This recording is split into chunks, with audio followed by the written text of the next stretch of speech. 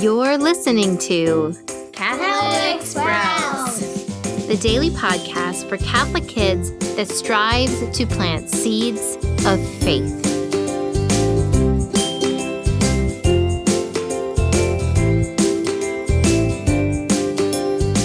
Today's podcast is brought to you by OSV Kids, a magazine designed to help children grow in their faith throughout the liturgical year.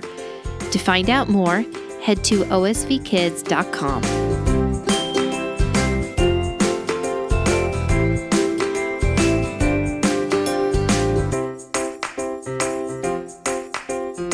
Hey there, Sprouts. Today is Monday, April 19th, 2021.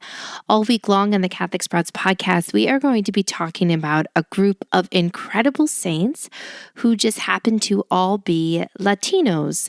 So these saints come from areas of this hemisphere, of Central and South America. Most of them spoke Spanish, although some spoke other languages. But we can roughly say that this whole group come from the Latino culture.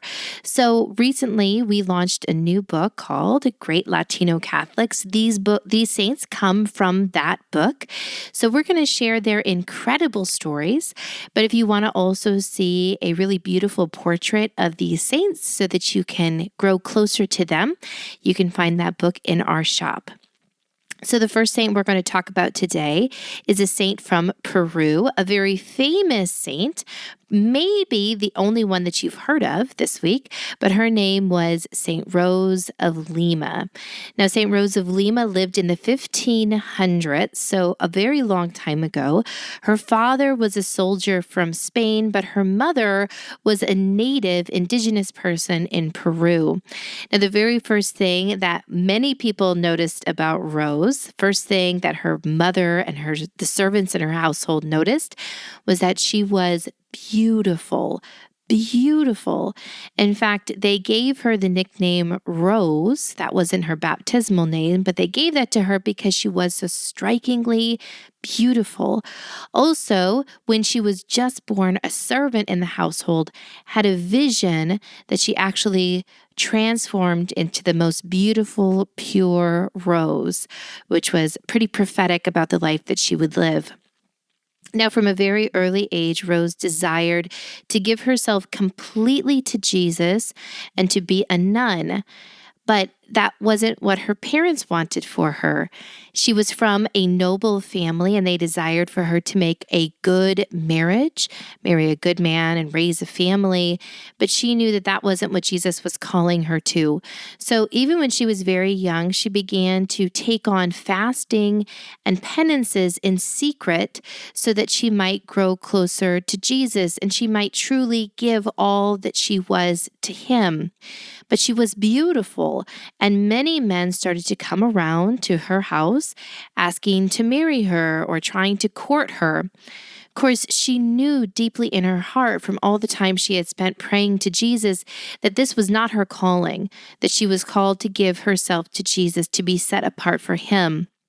So to dissuade these young men from coming around, she tried to be less beautiful.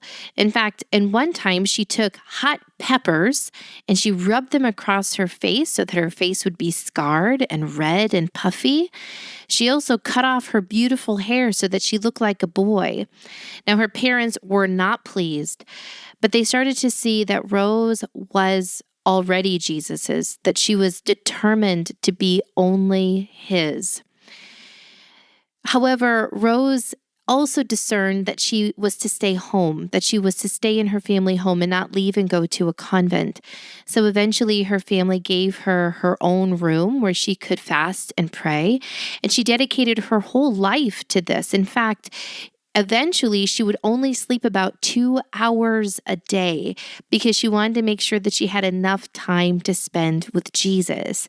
She also ate very little. In fact, she decided to never eat meat, which at this time in the 1500s in Peru was a huge sacrifice because meat was most of their diet.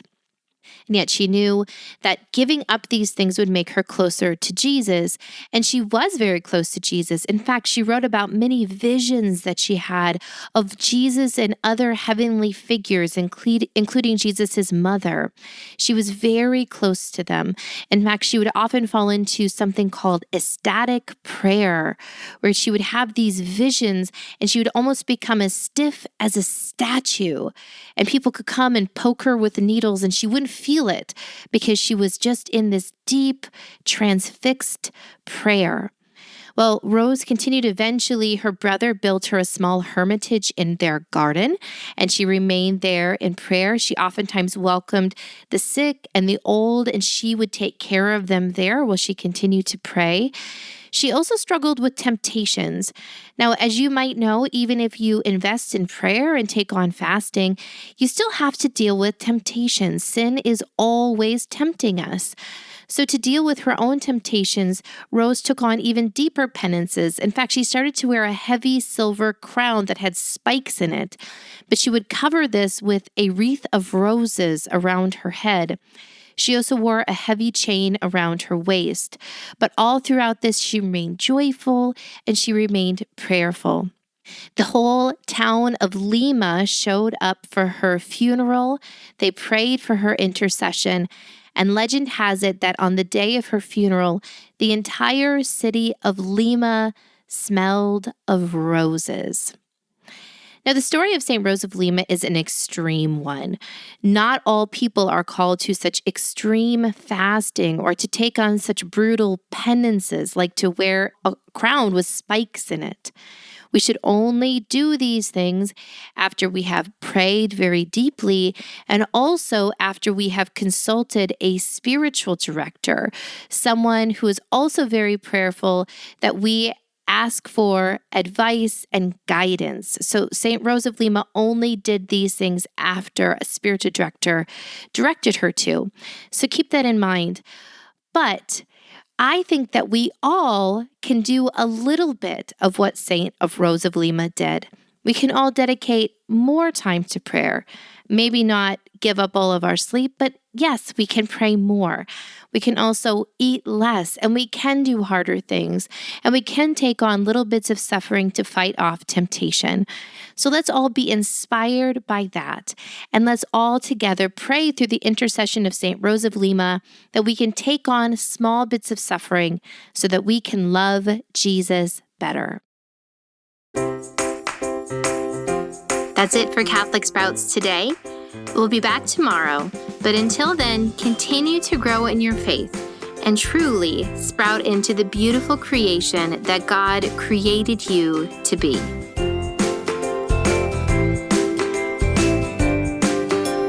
We hope you're enjoying these stories of great Latino Catholics.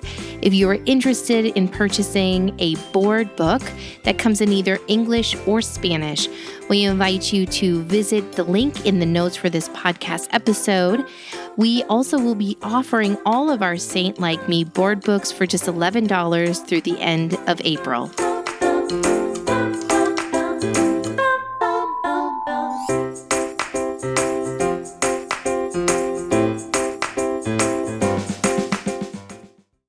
This show is a production of the Spoke Street Media Podcast Network. For more great podcasts, visit spokestreet.com.